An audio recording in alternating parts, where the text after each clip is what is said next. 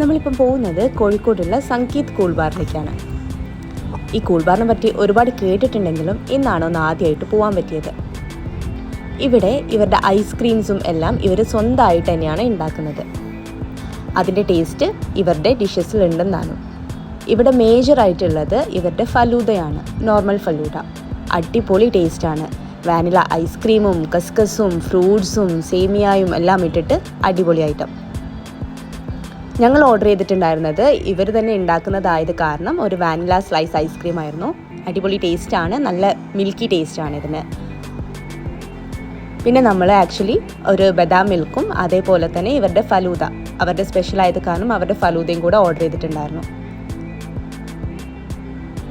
Rate ആയാലും വലിയ കുഴപ്പമൊന്നുമില്ല, എഫോർഡബിൾ തന്നെയാണ്.